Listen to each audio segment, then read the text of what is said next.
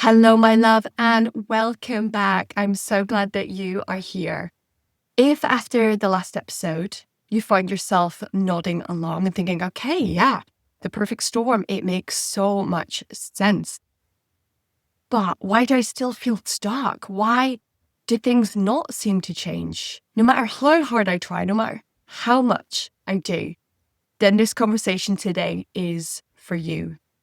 But before we dive in, I wanted to say something very gently and very clearly to you, because this really matters.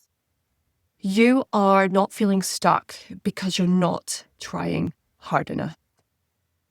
In fact, my love, for high-achieving women just like you, trying harder is often the very thing that's keeping you in this place, keeping the patterns playing and spinning on repeat.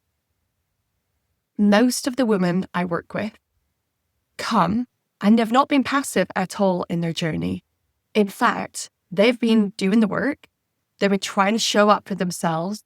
They've been really aware of how they are and how things are not feeling good for them, that their lives are not feeling like they want them to. At home, at work, the ease, the joy, the presence, the connection, the confidence. They're acutely aware of those things not being as they want them to be. And they feel like they've learned a lot about themselves along the way on this journey and on this path. They've tried a lot of things. And one thing they feel they definitely know is what doesn't work for them, but they haven't found a thing that does. And when they come to me, they're feeling frustrated. They've been in this place for a long time, months, weeks, years. Maybe this isn't even the first time they've been here. Maybe the story of overwhelm and burnout has happened in the past. And the things they did put into place at that time maybe did land, maybe did help. And then life moved on and life got more complicated, as it often does. There were more moving parts, more responsibilities, demands, just like in the perfect storm in the last episode. And so they come and they have this question of, okay, I have some understanding of why I'm feeling this way. I'm aware of this pressure that I'm under. But why is none of this working? Why do I still feel this way? What if nothing is going to work for me? And here's the part that rarely gets talked about. The insight doesn't automatically create the change that you want to see happen. Understanding and awareness are hugely important. In fact, without them, change isn't possible at all. However, it's part of the story, it's part of the journey. It in itself is not the thing that's going to move the needle to where you want to be. Because the knowledge itself, having that information, is not helping your nervous system to feel safe enough to live life differently, to change the script, to run a new way of being. And so, my love, if, especially for years, as many high achievers have been doing for years, if not even decades, pushing through, coping, overriding your own needs again and again and again for the system that you work in, for your patients, for your clients, for the success, for the ladder, for the treadmill, because that's what you thought you needed to do, then your mind may understand that it wants to have some change, but actually it's not learnt how to do it safely. And so it says, we're just going to stay here. We're going to stay in this familiar, this uncomfortable familiar, but this familiar, because we know what it feels like to be here. And this is why so many high-achieving women get stuck.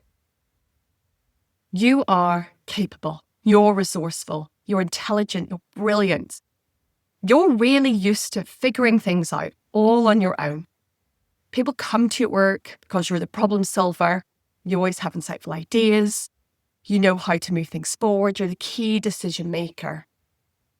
So when things feel hard in your own life, the instinct is to turn inward and say, I'm going to sort this. This is on me. This is my job to fix this.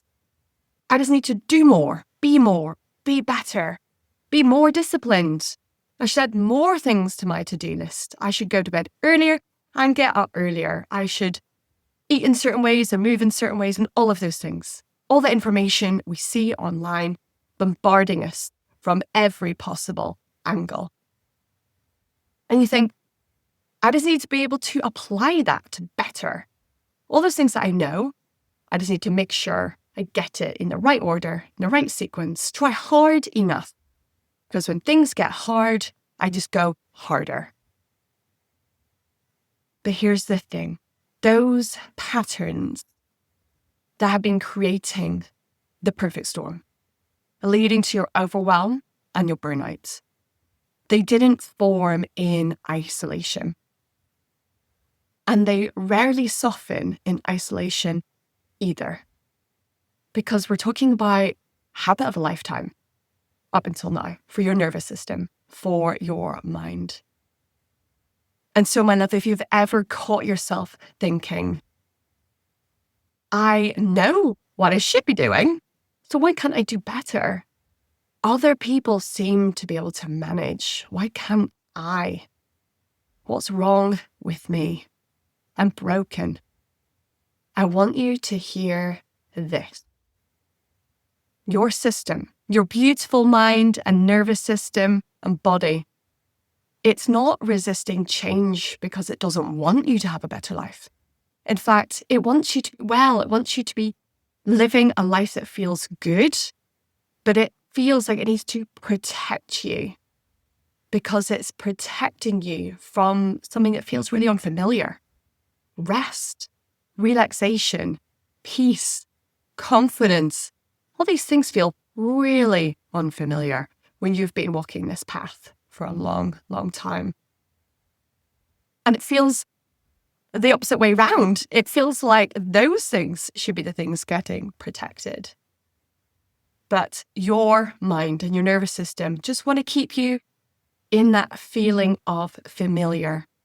So it knows how day-to-day things will run, what's expected of it, how you show up at work, because it feels safe. It doesn't know this familiar is actually causing quite a degree of suffering. And you're feeling like this is not how I want to be living my life.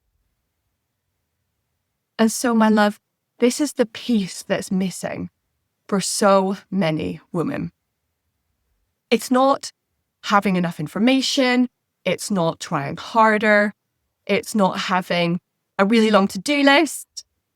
It's about having a way to integrate this, to implement it, to put it into practice in your life in a way that is supported and guided. Having a place where insights can actually really settle in your mind, in your body, in your life, so that change can start to happen. So you can build upon the awareness and grow and deepen that awareness more and more to discover the stories that lie behind this need to push and to prove and to achieve and to keep going, even at the expense of yourself. And the change that you're looking for, it builds upon that awareness, yes. That change needs to happen day after day, bit by bit, baby step after baby step. And it needs to do it in a way that feels safe, where you don't just to figure this out all on your own. You don't have to hold it all together on your own anymore. You are the one who holds it all together at work, in the team, in the department, at home, keeping the wheels of life moving for everyone with all the things that involves, from school WhatsApps to grocery lists to major decisions at work that have a lot riding on it. And so, my love, this is all about the difference between knowing things that potentially could help and actually being able to live it, having the changes land. Have them start to create beautiful experiences in your own life so that you start to be able to look back and think, okay, I'm gathering evidence that this works. I can see it working. I can feel the pockets of peace, of confidence, of calm start to return. I can feel my resilience and emotional regulation start to be where I want them to be. I felt myself showing up as the mom I want it to be, despite that being a really tricky situation, actually. Because remember what we said in the last episode, life will always life. That is one thing for sure. But being able to live this, having a space to come to where you can implement this, where you can experiment, little micro experiments, little baby steps forward, trying out all this information, actually live and seeing it land. That, my loves, is the key. And so this is the gap that I see in the story of women when they come to work with me. They come motivated, knowing that they don't want to stay as they are. They don't want life to be as it has been. But they've tried so many things. They've gone down so many detours and blind ends and all of those things. And they start to fear that actually there is no way forward for them and they will remain stuck. And they've been carrying so much for so long, all on their own. And this is one of the reasons I created Thrive Together. It's a space that exists not to fix you, but as a place where this kind of work actually gets to happen in real time, in real lives. A place where you can be supported, where change can happen bit by bit over time. But I'll share more about that in a later episode. For now, my love, I just want to invite you to sit with this idea gently. If you're feeling stuck right now, I want you to take this with you. You are not failing. You're not behind. You're not doing this wrong.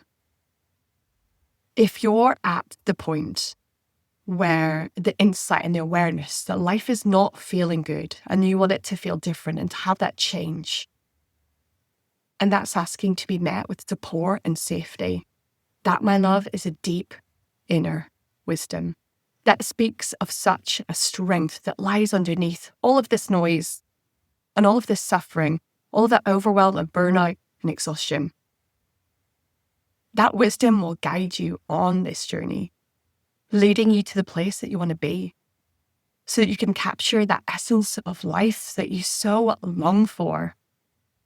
That life where you do live each day feeling capable, feeling calm, being able to rise to challenges and feel resilient, being able to manage the ebbs and flows and the uncertainties of life, knowing who you are, knowing that you've got this. That is the wisdom that's coming up to the surface. It's saying, hey, you're doing amazingly, and you are, but you don't need to do this all alone. And my love, thank you for being with me here today, for taking time out of your really busy schedule and having me join you, whether it's in the car, out on a dog walk, sitting in a cafe, making tea even. Thank you for having me in this space with you. As always, I would love to hear how this episode has landed for you. You know my inbox, whether that's email or on the DMs, is always open. And I will speak to you very, very soon.